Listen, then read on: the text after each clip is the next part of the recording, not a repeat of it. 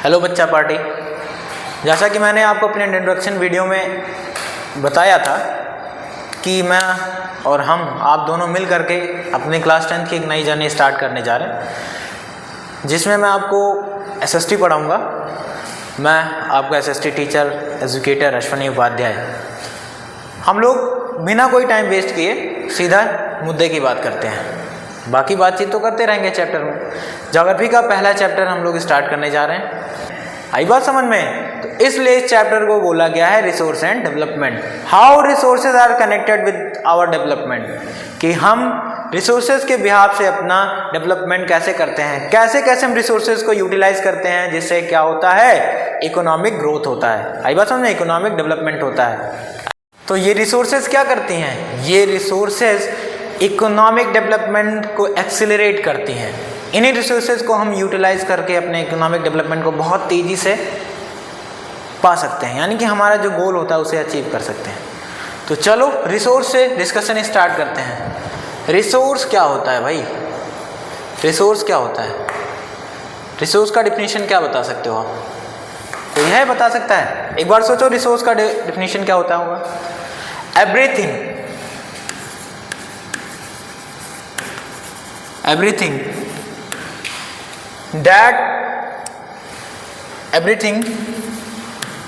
that we require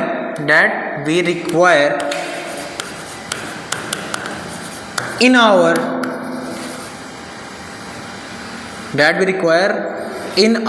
daily life,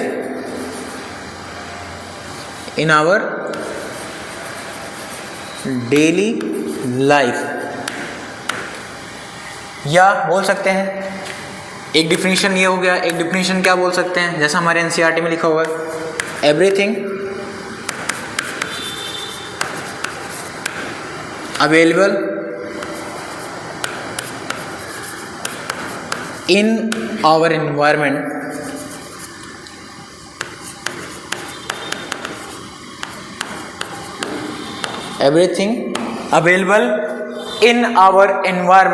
which can be used to satisfy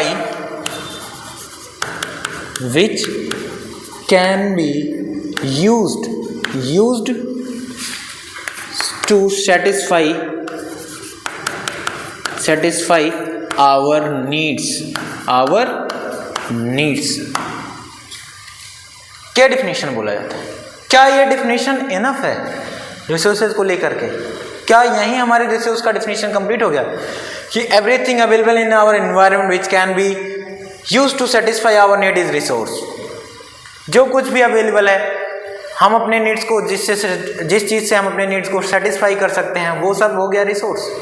नहीं, ये definition यहीं पे नहीं रुकता है भैया, ये डिफिनीशन यहीं पे नहीं रुकता है, इसमें कुछ और चीज़ें ऐड करनी होंगी। अब चलो वो क्यों ऐड करनी है, क्या एडअप करना है, क्या और एक्स्ट्रा हमको बोलना है इस डिफिनीशन में, वो बात कर। बोला जाता है कि मुझे नोट्स कंप्लीट करना है। जैसे मैं बोलूँ बेटा अगले वीडियो में मुझे इस वीडियो का नोट्स चाहिए। अब आपको लिखने के लिए क्या चाहिए? क्या चाहिए भाई? पेन चाहिए ना। ये पेन चाहिए आपको लिखने के लिए। तो क्या ये पेन ऐसे ही कहीं मिल जाएगा? नहीं, ये पेन हमको पता है कि प्लास्टिक से बना हुआ है, इसके अंदर इंक पड़ा हुआ है।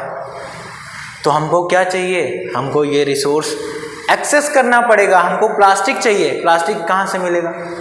एक्सेसिबिलिटी, क्या हम वहाँ उसको एक्सेस कर पा रहे हैं, इंक ला पा रहे हैं, बना पा रहे हैं या नहीं? आई बात समझ में? तो ये सारी चीज़ें, तो रिसोर्स में जो हमको और ऐड ऑन करना है वो क्या है कि क्या वो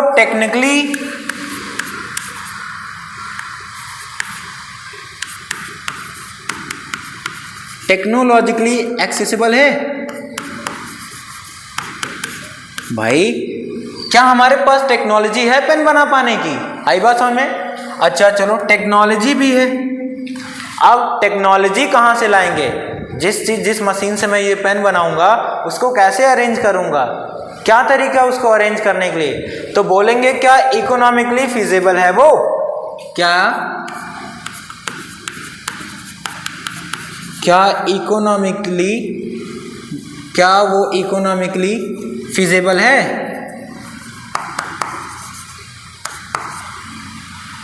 क्या वो इकोनॉमिकली फिजिबल है? और क्या वो कल्चरली एक्सेप्टेबल है? क्या वो कल्चरली एक्सेप्टेबल है? यानी कि जो भी चीज़ हम रिक्वायर कर रहे हैं, जो भी चीज़ों की रिक्वायरमेंट है हमारे नीड्स को फुलफिल करने के लिए, क्या हमारे पास टेक्नोलॉजी है कि हम उसको एक्सेस कर पाएंगे? जैसे हमको भाई क्या खाना है, हमको भूख मिटाने के लिए रोटी खाना है, ठीक, तो क्या हमने क्या फसलें लगाई हैं? जब फसल ही नहीं होगी, गेहूं ही नहीं होगा तो हम रोटी कैसे बनाएंगे? आटा ही नहीं होगा तो रोटी कैसे नहीं बनाएंगे? यानी कि क्या हम एक्सेस कर सकते हैं उस चीज़ को? क्या हमको आटा अरेंज करने के लिए एसेट है हमारे पास, इकोनॉमिकली वो फिजिबल है, क्या हम आटा खरीद सकते हैं? या कहीं ऐसा तो नहीं कि उससे कुछ नुकसान हो रहा है? आई बात समझ में? कल्चरली एक्सेप्टेबल का क्या मतलब? कहीं उससे कोई नुकसान तो नहीं है, कहीं वो किसी के सेंटिमेंट को हार्म तो नहीं कर रहा है, या कहीं उससे नेचर को कुछ डैमेज तो नहीं पहुंच रहा है। भाई हम लोग क्या चलाते हैं? सब बाइक चलाते हैं ना। बाइक किससे बनता है? किससे बनता है? स्टील और आयरन से बनता है। अब स्टील और आयरन हमको पता है कि उसका नेचुरल अक्यूरेंस क्या है एनवायरनमेंट में, वो आयरन ओर के फॉर्म में रहता है। तो आयरन ओर निकालने के लिए क्या हमारे पास टेक्नोलॉजी है? अगर है तो वो टेक्निकली एक्सेसिबल हो जाएगा। अब वो टेक्नोलॉजी हम अफोर्ड कर पा रहे हैं कि नहीं कर पा रहे हैं, तो वो क्या हो जाएगा? Economically feasible. और कहीं ऐसा तो नहीं हो रहा है कि किसी के घर के नीचे है आयरन तो हम उसका घर खोद डालें। भाई किसी के सेंटिमेंट्स को हार्म नहीं कर सकते हम अपने नीड को फुलफिल करने के लिए। तो क्या वो कल्चरली एक्सेप्टेबल है या नहीं है? आई बात समझ में? सो अब यहाँ पे ये सारी चीज़ों को मिला के हम क्या कह देंगे? ये सब चीज़ों को मिला के हम बोल देंगे टर्म्ड एज क्या बोलेंगे? Termed as resource. एवरीथिंग क्या बोलेंगे यहाँ पे भाई? एक डेफिनेशन क्या देंगे हम लोग इसका? क्या देंगे डेफिनेशन? क्या बोलेंगे? Everything available in our environment which can be used to satisfy our need that should be technologically accessible, economically feasible and culturally acceptable is termed as resource। यही बात समझ में आया इतना? तो ये हो गया हमारा वो डेफिनेशन। चलो हम लोग समझते हैं इन सब का मीनिंग एक एक करके कि टेक्नोलॉजिकली एक्सेसिबल क्या होता है, इकोनॉमिकली फिजिबिलिटी का क्या मतलब होता है, और कल्चरली एक्सेप्टेबिलिटी का क्या मतलब होता है। कल्चरली एक्सेप्टेबल का क्या मीनिंग होता है वो हम लोग सब एक एक करके समझेंगे। पहले हम लोग समझते हैं टेक्नोलॉजिकली एक्सेसिबल।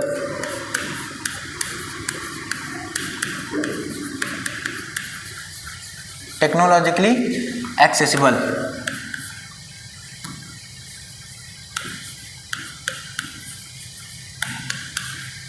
टेक्नोलॉजिकली एक्सेसिबल पहले हम लोग समझते हैं कि इसका मतलब क्या होता है भाई।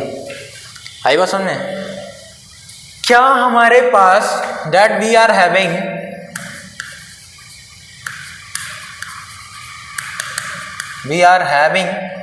नेसेसरी टूल्स, क्या हमारे पास वो टूल्स अवेलेबल हैं? एक्सेसिबिलिटी क्या हमारे पास उस नेचर से वो आयरन ओर को एक्सट्रैक्ट करने के लिए टूल्स हैं? नेसेसरी टूल्स, क्या वो मेथड है हमारे पास? भाई मेथड है या वो इंफ्रास्ट्रक्चर है हमारे पास?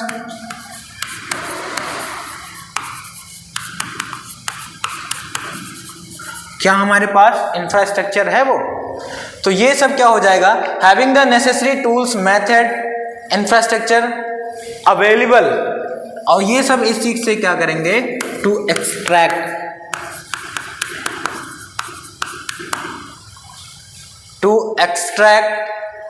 यूज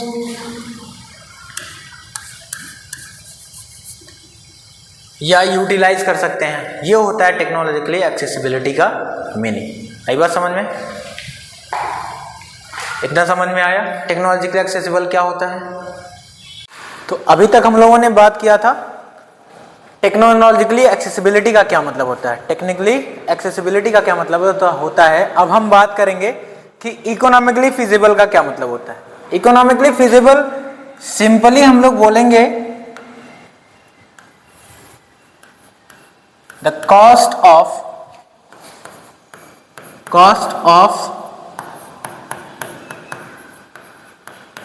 एक्सट्रैक्शन और डेवलपिंग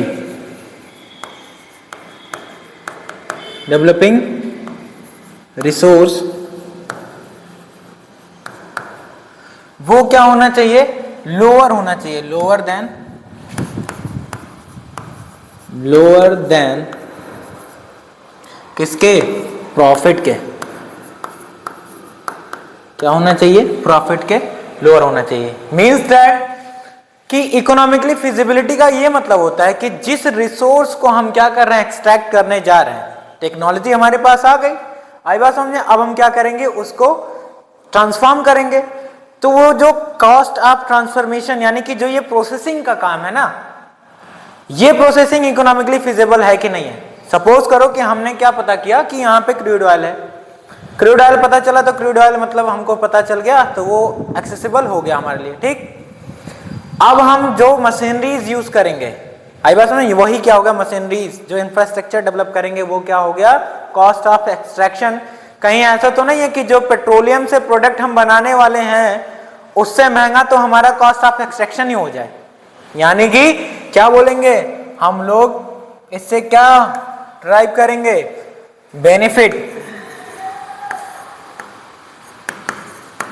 बेनिफिट्स और प्रॉफिट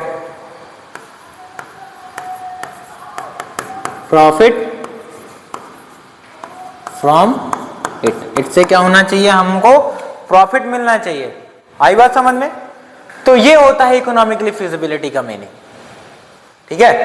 टेक्नोलॉजिकली एक्सेसिबल हो गया, इकोनॉमिकली फिजिबल हम लोगों ने देख लिया। अब हम लोग बात करेंगे कल्चरली एक्सेप्टेबल का क्या मतलब होता है, व्हाट डज इट मीन्स। तो इसका मीनिंग होता है any material in our environment,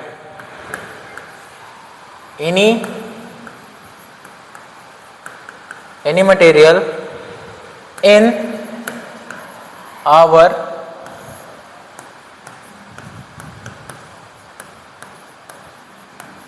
our environment, जो भी मटेरियल हो जो क्या करता हो,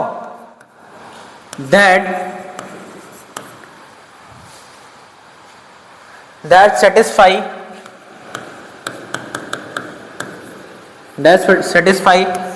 our needs should not harm। यानी ये जो भी मटेरियल हमारे एनवायरनमेंट में है जिससे हम अपने नीड्स को सेटिस्फाई कर रहे हैं, वो सोसाइटी को हार्म ना करे, किसी के सेंटिमेंट्स को हर्ट ना करे। आई बात समझ में। और किसी के ट्रेडिशन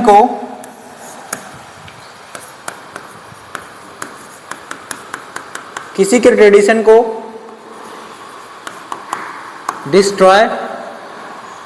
डिस्ट्रॉय ना करे। यानी कि इन सिंपल वर्ड, इन सबको हम लोग क्या बोल सकते हैं, वो मोरली एक्सेप्टेबल हो। क्या हो, वो मोरली एक्सेप्टेबल हो। ये होता है मतलब किस चीज का, कल्चरली एक्सेप्टेबल का मतलब। एक बार फिर से सुनेंगे, जो भी मटेरियल हमारे एनवायरनमेंट में अवेलेबल है जिससे हम अपने नीड्स को सेटिस्फाई करते हैं, जिससे ह्यूमंस अपने नीड्स को सेटिस्फाई कर रहे हैं, यानी कि जो रिसोर्स हम अपने लाइफ में, जो हम रिसोर्स अपने नीड्स को फुलफिल करने के लिए यूज करने जा रहे हैं ना, यूटिलाइज करने जा रहे हैं, वो कहीं सोसाइटी को हार्म ना करे।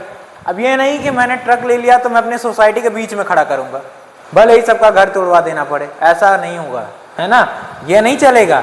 हम अपने कंफर्टेबल होने के लिए किसी के और के कंफर्ट को हार्म नहीं कर सकते हैं। वही होता है क्या, कल्चरली एक्सेप्टेबल का मीनिंग। आई बात समझ में। हो गया? ठीक, तो हम लोगों ने रिसोर्स का डेफिनेशन कंप्लीट कर लिया। अब उस पर एग्जाम्पल देख लेते हैं। हम सब रहते हैं कहां पे? अर्थ पे रहते हैं। अब अर्थ पे कितने रिसोर्सेज हमारे लिए अवेलेबल हैं, एक एक करके देखते हैं। हमको यहां से क्या मिलता है? हमको यहां से मिलता है एयर, जिससे हम सांस लेते हैं। वाटर मिलता है ना। यहां पे एनिमल भी अवेलेबल है,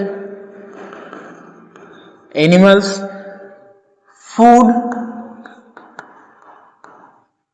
फ्यूल, जिसको बोले ऑयल बोल लो, ठीक, ऑयल, मिनरल्स हो गया,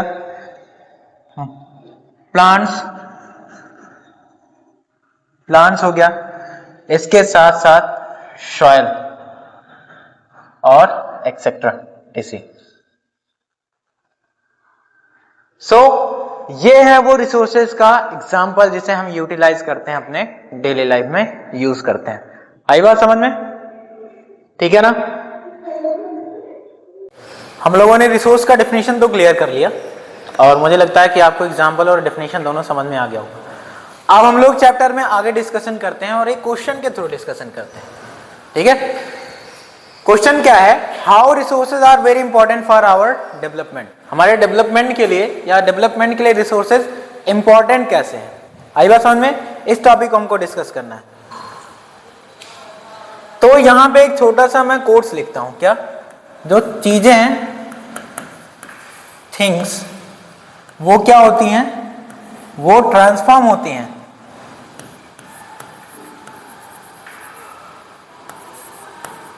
ट्रांसफॉर्म होती हैं बाय द प्रोसेस। कुछ प्रोसेस होकर के चीजें क्या होती हैं?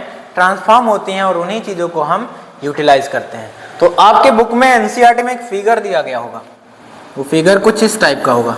देखो कैसे होगा। इसमें होगा बीच में ह्यूमन बीइंग, ह्यूमन बीइंग्स, और फिर ए लिखा होगा नेचर, फिर यहां पे बी पॉइंट होगा इंस्टीट्यूशंस।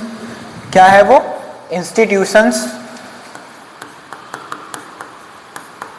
इंस्टीट्यूशंस, और फिर होगा टेक्नोलॉजी।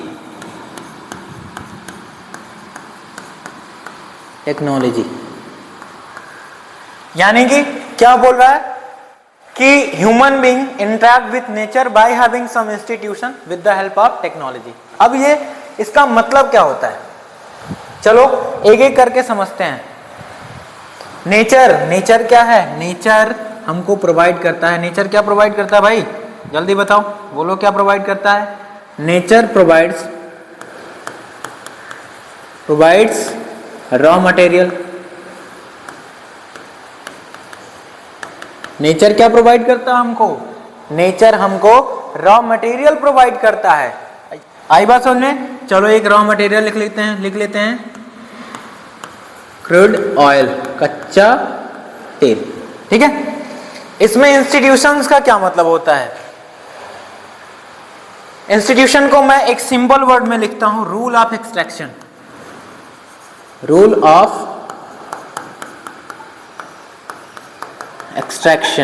क्या लिख रहा हूं इसका मतलब? मैं एक सिंपल सा वर्ड लिख रहा हूं, रूल ऑफ एक्सट्रैक्शन। ये क्या है? रूल ऑफ एक्सट्रैक्शन मतलब कि प्रोडक्शन यूनिट।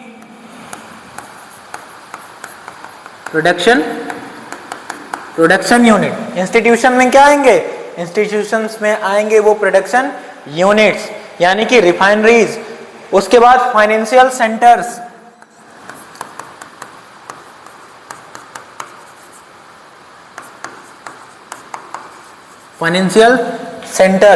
और बाद में आएगा फाइनेंशियल सिस्टम्स हो गया। तो ये वो चीजें हैं। इंस्टीट्यूशन का क्या मतलब कि किस वे में हम क्या करेंगे, चीजों को एक्सट्रैक्ट करेंगे। आई बात समझ में? जैसे प्रोडक्शन यूनिट, यानी कि जैसे मान लो हमको क्रूड ऑयल पता चला, नेचर हमको क्रूड ऑयल दे रहा है, अब हम लोग क्या लगाएंगे? रिफाइनरीज वगैरह लगवाएंगे। ठीक है, तो रिफाइनरी लगाने के लिए कुछ चीज़ों को हमको अरेंज करना पड़ेगा, कितना क्या कैसे करना है, क्या रूल्स एंड रेगुलेशन है, कितने अमाउंट में चीज़ों को ट्रांसपोर्ट करना है, क्या रूल्स रेगुलेशन है, वो सब क्या आता है, वही है इंस्टीट्यूशंस। उसको यूज़ करने के लिए हम फाइनेंस कहाँ से, पैसे कहाँ से अरेंज करेंगे, तो वो सारी चीज़ें किस में आएंगी, वो सारी चीज़ें आएंगी इंस्टीट्यूशन में। एट लास्ट जो है आता है टेक्नोलॉजी। टेक्नोलॉजी मतलब वो टूल्स, टेक्नोलॉजी मतलब क्या हो गया, वो टूल्स हो गई। आई बात समझ में, टूल्स एंड हाउ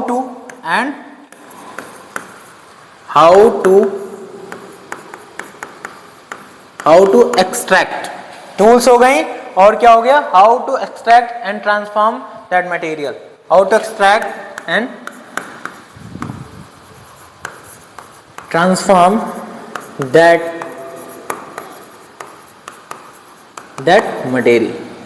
ये फिगर ये हमको समझाता है, यानी कि ह्यूमन बीइंग क्या करता है, ह्यूमन बीइंग नेचर के साथ, ह्यूमन बीइंग क्या कर रहा है, ये ह्यूमन बीइंग नेचर के साथ इंटरेक्ट कर रहा है with the help of technology by having some institutions, कि हमको कितना क्रूड ऑयल निकालना है, उसमें कौन कौन सी चीजें रिक्वायर्ड होंगी, उसमें मशीनरीज कैसे, मशीनरी आ जाएगी टेक्नोलॉजी में, टूल्स एंड ट्रांसफॉर्मेशन वो मटेरियल का वो आ जाएगा सारे टेक्नोलॉजी में, क्या रूल्स, पैसा कहाँ से अरेंज करेंगे, प्रोडक्शन यूनिट क्या कैसे काम करेगी। आई बात समझे, तो ये सब होता है इंस्टीट्यूशंस का मतलब।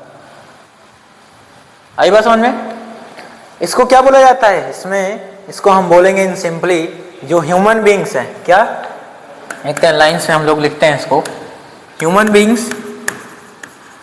Beings interact with nature,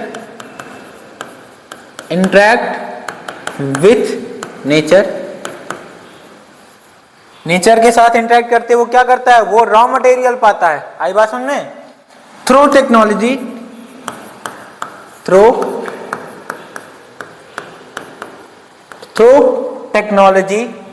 by developing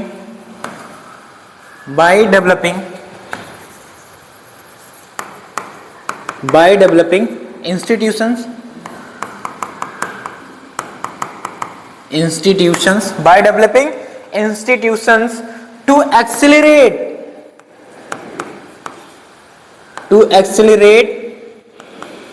economic development,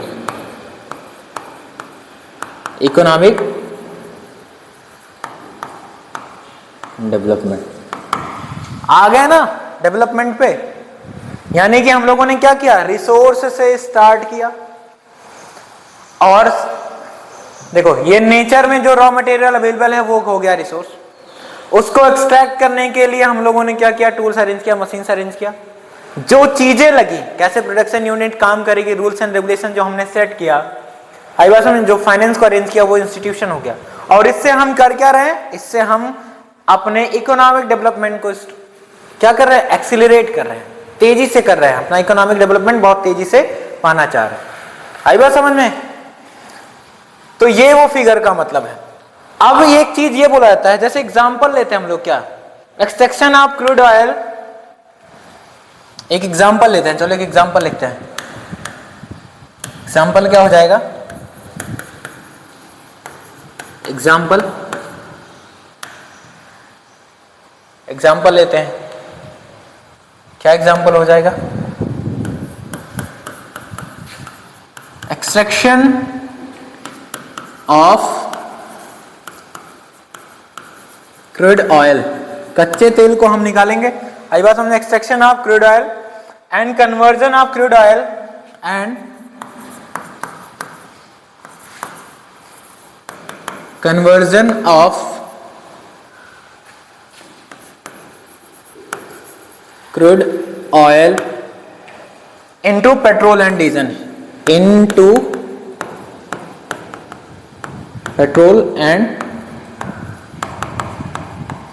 diesel, ये हो गया उसका एग्जांपल।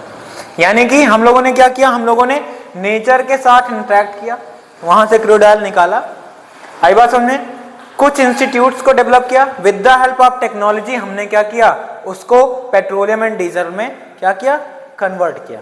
और हम पेट्रोलियम और डीजल के साथ क्या करते हैं वो तो बहुत सब अच्छे से जानते हैं, अपने व्हीकल्स में यूज करते हैं, बहुत सारे फैक्ट्रीज में मशीनें चलाते हैं, आई बात समझ में। फिर एक चीज ये बोला जाता है, क्या बोला जाता है कि ये जो टेक्नोलॉजी है, क्या कि ये जो भैया क्या है, ये जो टेक्नोलॉजी है, टेक्नोलॉजी, फिर क्या होगा, नेचर, नेचर एंड नेचर के साथ साथ एंड इंस्टीट्यूशंस, ये जो इंस्टीट्यूशंस हैं ये सब क्या है, ये सब क्या है भाई, ये सब इंटरडिपेंडेंट हैं। क्या है ये सब कैसे हैं, ये सब इंटरडिपेंडेंट हैं, ये सब इंटरडिपेंडेंट है।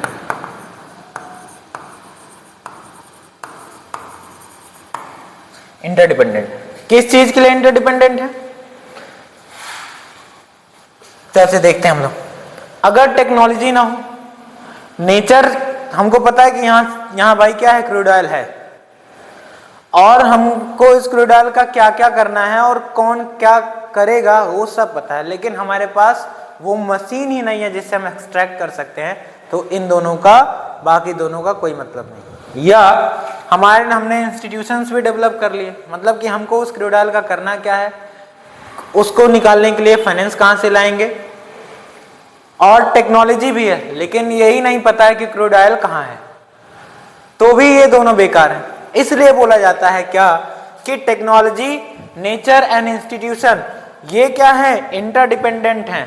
आई बात समझ में, इनका एक क्लोज रिलेशनशिप है आपस में, ठीक। अब आपके एनसीईआरटी में एक और क्वेश्चन पूछा गया है, हम लोगों ने ये देखा कि कैसे रिसोर्स या कैसी चीजें आपस में इंटरडिपेंडेंट है। अब हम एक क्वेश्चन को डिस्कशन करेंगे कि do you think that resource are the free gift of nature, do you think that resource are the free gift of nature. अब इस क्वेश्चन को हमको डिस्कस करना है। क्या बोला जा रहा है कि जो रिसोर्स है, ये जो रिसोर्स है, क्या भैया ये गिफ्ट है नेचर का,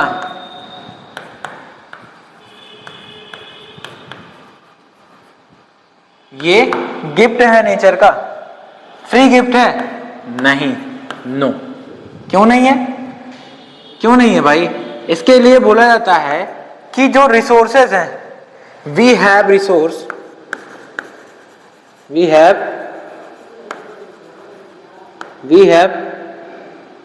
रिसोर्स टू फंक्शन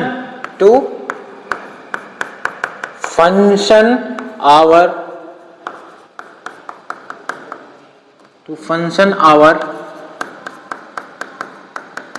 एक्टिविटी। हमारे पास रिसोर्सेज हैं जिससे हम अपने एक्टिविटी को फंक्शन कर सकते हैं, यानी कि अपने सारे काम को कर सकते हैं, इसे एक्सप्लॉइट नहीं कर सकते हैं। और एक चीज बोला जाता है, क्या बोला जाता है कि भाई we have borrowed it, we have, हमने क्या किया है, हम इसको बोरो किया है, borrowed it from past generation, हमने अपने पिछले जनरेशन से इसको बोरो किया है, उधार मिले ऐसे समझो। एंड हमको क्या करना है, वी हैव टू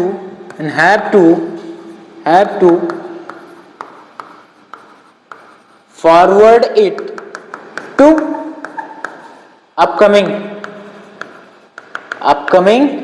जनरेशन। हमने क्या किया है, हमने इस रिसोर्स को पूर्वजों से हमारे बोरो किया है और इसे अपकमिंग जनरेशन को फॉरवर्ड करना पड़ेगा। We are the caretaker of the resource.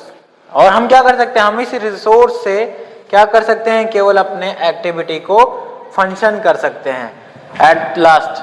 बस यहाँ पे अपने एनसीईआरटी में लिखा हुआ है, resource are a function of human activities, human beings themselves are essential components of resource, they transform material. अच्छा, इसमें बोला जाता है जो ह्यूमंस हैं, ह्यूमंस ये खुद एक इंपॉर्टेंट कंपोनेंट है, कंपोनेंट है किसके, रिसोर्स के। क्यों, क्योंकि यही क्या करते हैं, मटेरियल्स को ट्रांसफॉर्म करते हैं एक यूजेबल प्रोडक्ट में। आई बात समझ में? तो हम इस चीज को, हम रिसोर्सेज को क्या, हम रिसोर्सेज को एक्सप्लॉइट नहीं कर सकते। आई बात समझ में? अब हम लोग बढ़ेंगे क्लासिफिकेशन ऑफ रिसोर्स की तरफ। तो हमारे बुक में छोटी सी जनरल क्लासिफिकेशन दी गई है। क्या दी गई है? General classification.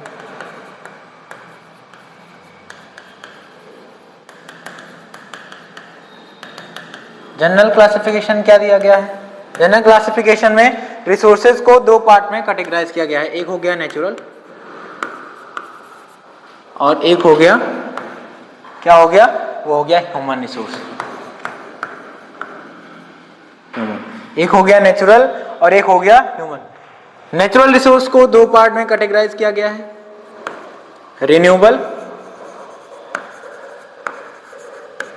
और दूसरा है नॉन रिन्यूएबल रिसोर्स। एक है रिन्यूएबल और दूसरा है नॉन रिन्यूएबल। इस रिन्यूएबल रिसोर्स को दो पार्ट में कैटेगराइज किया गया है। वो कौन कौन सा है? वो हो गया कंटिन्यूअस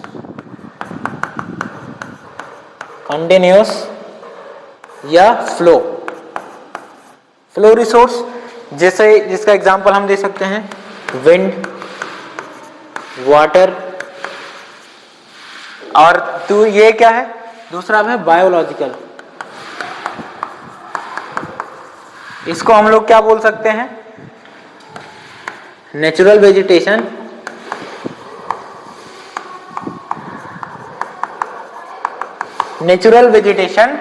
और क्या बोल सकते हैं? Wild life. ठीक। नेचुरल रिसोर्सेज को दो कैटेगरीज में कैटेगराइज किया गया है। एक है रिन्यूएबल और दूसरा है नॉन रिन्यूएबल। रिन्यूएबल रिसोर्स को कंटिन्यूअस या फ्लो रिसोर्स में कैटेगराइज किया गया है, जैसे विंड एनर्जी हो गया, वाटर एनर्जी हो गया। यह हमेशा क्या होता है? हमेशा चलती रहती है। विंड हमेशा चलती रहती है। बायोलॉजिकल हो गया नेचुरल वेजिटेशन और वाइल्ड लाइफ। आई बात समझ में? नॉन रिन्यूएबल को दो कैटेगरीज में डिवाइड किया गया है, वो है रिसाइक्लेबल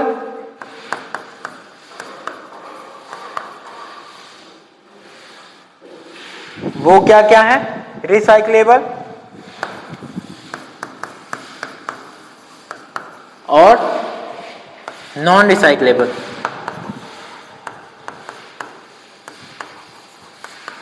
रिसाइक्लेबल और नॉन रिसाइक्लेबल। जैसे रिसाइक्लेबल मेटल्स को हम लोग क्या कर सकते हैं? रिसाइकल कर सकते हैं, अगेन यूज में ला सकते हैं। आई बात समझ में? जैसे आपका कोको कोला वाला केन, एक बार कोको कोला पिया, फिर उसको क्या किया? पिघलाया, दोबारा केन बना सकते हैं उससे। आई बात समझ में?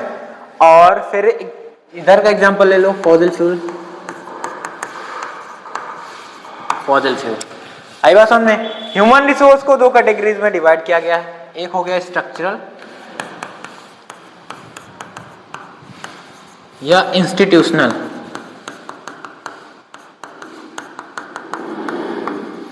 और दूसरा हो जाएगा, क्या हो जाएगा वो? Quantity and quality.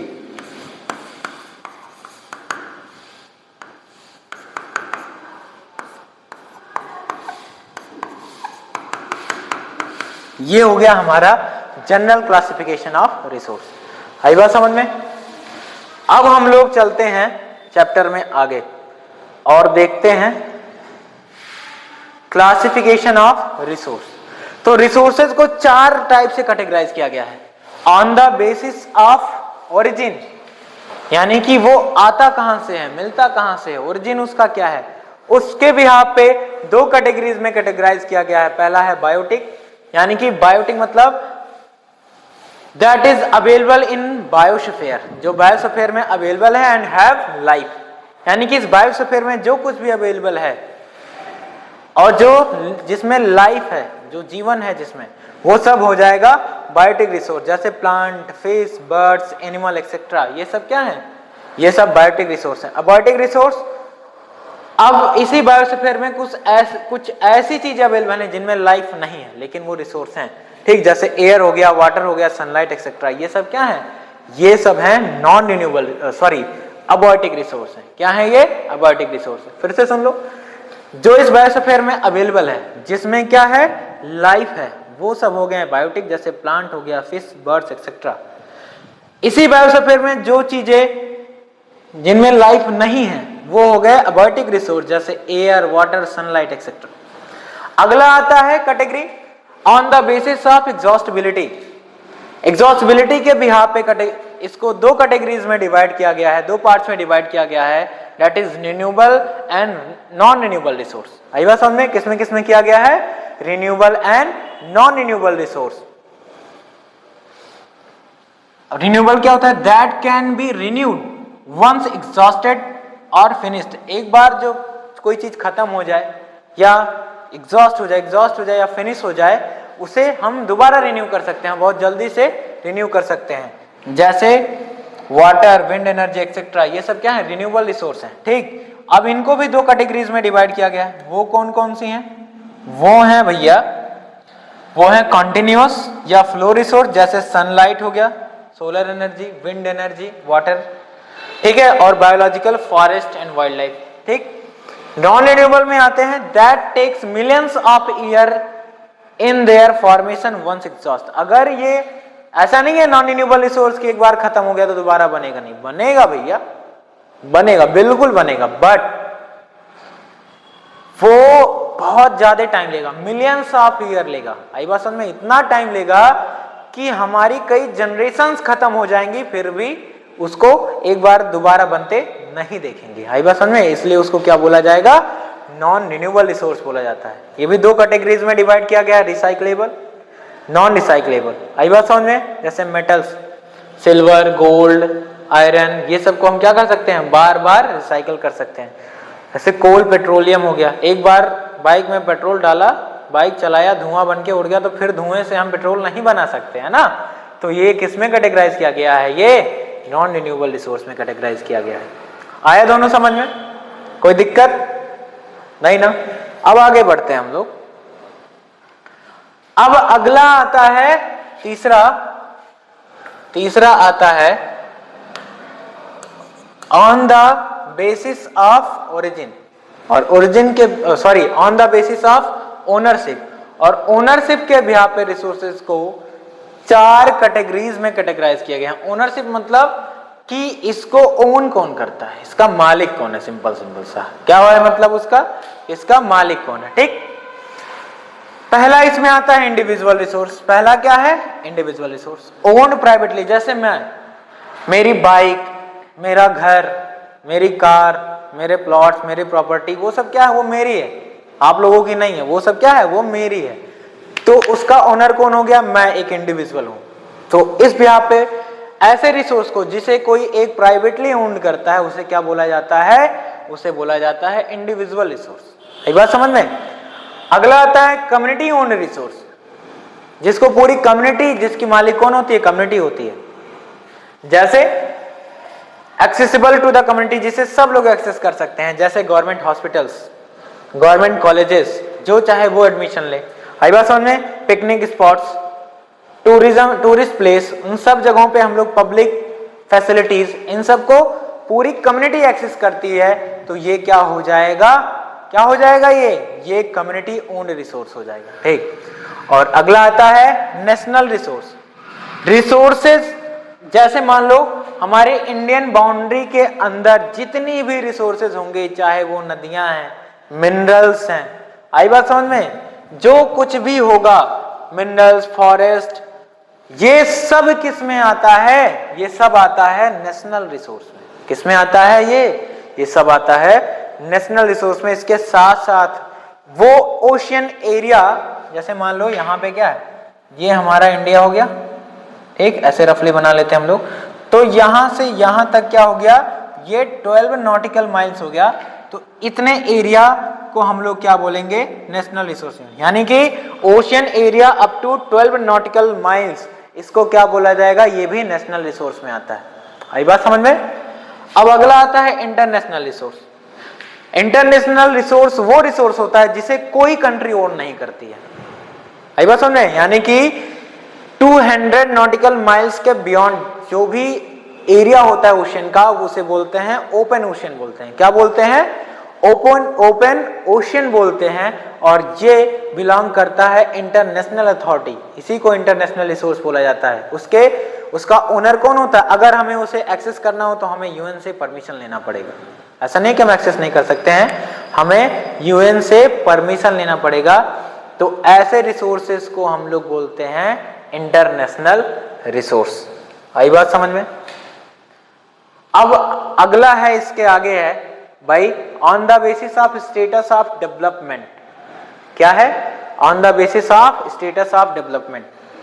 तो ये भी 4 कैटेगरीज में कैटेगराइज किए गए हैं। पहला है potential resource which are found in a region. जैसे मान लो कोई एरिया है और हमको पता है कि यहाँ भाई ये चीज अवेलेबल है, आई बात समझ में, बट नॉट बीन यूटिलाइज, लेकिन अभी हम उसको यूटिलाइज नहीं कर पा रहे हैं। आई बात समझ में, उसे हम अभी यूज नहीं कर रहे हैं। ठीक, तो ऐसे रिसोर्सेज को हम लोग क्या बोलेंगे? Potential resource. आई बात समझ में, जैसे सोलर एनर्जी, विंड एनर्जी, ऐसे रिसोर्सेज को हम लोग क्या बोलेंगे? पोटेंशियल रिसोर्स बोलेंगे। अगला आता है developed resource which are surveyed, जिसका हमने पता लगा लिया है, and their quantity and quality have been determined, और वो कहाँ, उस जगह पे कितना और किस क्वालिटी में अवेलेबल है वो सब हम लोगों ने पता लगा लिया है फॉर यूटिलाइजेशन। ऐसे रिसोर्सेज को हम लोग क्या बोलेंगे? डेवलप्ड रिसोर्स बोलेंगे। जैसे पेट्रोलियम हो गया, पेट्रोलियम हमको पता है कि यहाँ किसी भी जगह में जहां से हम पेट्रोलियम को एक्सट्रैक्ट करते हैं ना, वो हमको पता है कितने क्वांटिटी में है और उसकी क्वालिटी क्या है। आई बात समझ में? तो ऐसे रिसोर्सेज को और उसे यूटिलाइज कर रहे हैं, तो ऐसे रिसोर्स को हम लोग क्या बोलेंगे? Developed resource. डेवलप मतलब जो पूरी तरीके से फुल्ली हमारे यूज में आ चुका है। आई बात समझ में? तो ऐसे रिसोर्सेज को हम लोग क्या बोलेंगे भाई? Developed resource. ठीक, अगला आता है stock, that resource for which we do not have technology to access. हमको पता है कि भाई ये चीजें अवेलेबल हैं, लेकिन हमारे पास टेक्नोलॉजी ही नहीं है जिससे हम क्या कर सके, उसको एक्सेस कर सके, उस रिसोर्स को यूज कर सके। जैसे H2O, पानी भाई, H2O, हमको पता है कि H2 और O2 गैस इनफ्लेमेबल गैसेस होती हैं, ठीक है, लेकिन हमारे पास टेक्नोलॉजी नहीं है कि इनको हम अलग अलग करके यूज कर सके। ठीक, फिर आता है रिजर्व रिसोर्स। ये क्या होता है? रिसोर्सेज दैट वी सर्वेड, हमने इसका सर्वे लगा लिया है। We have technology to use, हमारे पास टेक्नोलॉजी भी है इसको यूज करने के लिए, but their use have not been started, लेकिन स्टिल हम लोग उसको यूज नहीं कर रहे हैं। जैसे पानी में जो डैम्स में जो पानी है, वो पानी में डैम नहीं, जो डैम्स में पानी है वो, और फॉरेस्ट। आई बात समझ में? सबका पता है हमको, लेकिन अभी हम लोग उसको यूटिलाइज नहीं कर रहे हैं। तो ये हो गया हमारा क्लासिफिकेशन ऑफ रिसोर्स। क्या क्या देखा हम लोगों ने स्टार्ट किया था कहां से? हम लोगों ने स्टार्ट किया था on the basis of origin, जिसमें रिसोर्सेज 2 कैटेगरीज में डिवाइडेड थे। कौन कौन से? Biotic and abiotic. बायो, जहां ये जो वर्ड है ना बायो, ये जहां आ जाए समझो वहां पे लाइफ की बात है। तो इस बायोस्फीयर में जो कुछ रिसोर्सेज हैं जिनमें लाइफ है वो बायोटिक, जिनमें लाइफ नहीं है वो एबायोटिक। अगला हम लोगों ने ना एग्जॉस्टिबिलिटी, यानी कि जो खत्म हो सकता है, तो वो 2 टाइप के हैं। कुछ ऐसे रिसोर्स होंगे जो खत्म होते हैं, कुछ ऐसे हैं जो नहीं खत्म होते हैं। तो जैसे है, कौन कौन से रिसोर्सेज हैं? Renewable and non renewable resources. Renewable resource क्या हो गया? जो एक बार खत्म होता है और दोबारा बनता रहता है, ऐसे रिसोर्स को हम लोग क्या बोलते हैं? रिन्यूएबल। इसको भी 2 कैटेगरीज में डिवाइड किया गया है, कंटिन्यूअस और फ्लो रिसोर्स, और दूसरा बोला जाता है बायोलॉजिकल। आई बात समझ में? कंटिन्यूअस रिसोर्स क्या हो गया? कंटिन्यूअस या फ्लो, जो हमेशा चलता रहता है। जैसे पानी नदियों में हमेशा बहता रहता है, उससे हम क्या करते हैं? इलेक्ट्रिसिटी जनरेट करते हैं, वाटर, ठीक है। ऐसे ही सोलर एनर्जी, सूर्य की सनरेज हमेशा आती रहती हैं, हवाएं हमेशा चलती रहती हैं। आई बात समझ में? तो ये हो गया, क्या हो गया? ये कंटिन्यूअस या फ्लो रिसोर्स हो गया। अगला आता है क्या? बायोलॉजिकल, जैसे फॉरेस्ट, वाइल्ड लाइफ, एनिमल्स, ये सब क्या हो गए? ये सब हो गए बायोलॉजिकल रिसोर्स में। फिर हम लोगों ने रिसोर्सेज को 4 कैटेगरीज में कैटेगराइज किया on the basis of ownership. वो क्या क्या है? इंडिविजुअल, कम्युनिटी, नेशनल और इंटरनेशनल। इंडिविजुअल रिसोर्स जो किसी एक पर्टिकुलर किसी इंसान की प्रॉपर्टी है वो होगी। कम्युनिटी, जिसे एक एरिया में रह रहे सारे लोग एक्सेस करते हैं, ऐसे समझ लो। जैसे कोई कॉलोनी है, उसके अंदर का पार्क, उसको पूरे कॉलोनी वाले यूज करेंगे, तो वो कम्युनिटी और रिसोर्स होगी। अभी समझे? अब आते हैं नेशनल पे। नेशनल रिसोर्स यानी कि एक कंट्री के बाउंड्री के अंदर जो कुछ भी रिसोर्स अवेलेबल होती है वो उसी कंट्री का होता है, ठीक है, आई बात समझ में। और 12 नॉटिकल माइल्स तक ओशन भी उसी नेशनल रिसोर्स से बिलोंग करता है। अब इंटरनेशनल 200 नॉटिकल माइल्स के बियॉन्ड की जो ओशन होती है, आई बात समझ में, 200 नॉटिकल माइल्स, ध्यान में रखना, 200 नॉटिकल माइल्स के बियॉन्ड की जो ओशन होती है उसे क्या बोलते हैं हम लोग, ओपन ओशन बोलते हैं। आई बात समझे, जो कि इंटरनेशनल अथॉरिटी से बिलोंग करती है, जिसे हम लोग एक्सेस करने के लिए क्या करते हैं, यूएन से परमिशन लेते हैं। इंटरनेशनल अथॉरिटी क्या है, वो यूएन है। आई बात समझ में। फिर हम लोगों ने रिसोर्सेज को 4 कैटेगरीज में कैटेगराइज किया है, पोटेंशियल, डेवलप, स्टॉक और रिजर्व। भाई ऐसा रिसोर्स जिसको हम लोग जिसका हम लोगों ने पता लगा लिया लेकिन अभी यूज नहीं कर रहा है, आई बात समझ में, वो हो गया पोटेंशियल। डेवलप्ड रिसोर्स वो है जिसकी क्वालिटी हमको सब पता है, कहाँ अवेलेबल है वो भी पता है और उसे यूटिलाइज कर रहे हैं, वो डेवलप्ड रिसोर्स हो गया। स्टॉक क्या हो गया, स्टॉक भाई जिसको यूज करने की टेक्नोलॉजी नहीं है। और रिजर्व रिसोर्स क्या हो गया, जिसकी टेक्नोलॉजी है, आई बात समझ में, जिसकी सर्वे हम लोग पता लगा लिया लेकिन अभी हम यूटिलाइज नहीं कर रहे हैं, ऐसे रिसोर्स को क्या बोलते हैं हम लोग, डेवलप्ड रिसोर्स बोलते हैं। आई बात समझ में, इतना समझ में आ गया, क्लासिफिकेशन ऑफ रिसोर्स समझ में आ गया, ठीक है।